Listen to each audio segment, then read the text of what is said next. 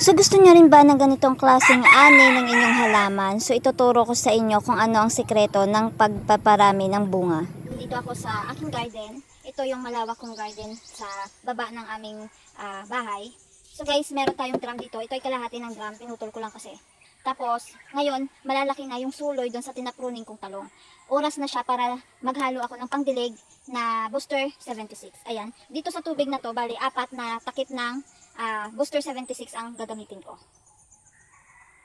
So, ayan. 1, 2, 3, 4. Ang Booster 76, tinutulungan niyang mapabilis ang paglaki ng inyong halaman. Sa maagang oras, pinapabulaklak niya na yung inyong halaman. Kagaya na lang yung mga talong ko na to, na tinapruning ko siya. May bulaklak siya bago ko siya itapruning.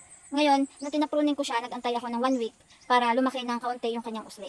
Ngayon, papabulaklakin na natin siya. At kasunod nun ay puro bunga na yung lalabas sa kanya. So, itong Booster 76, mainam to pagka gusto nyong maagang mamulaklak at bumunga yung inyong halaman. So, samahan nyo ako.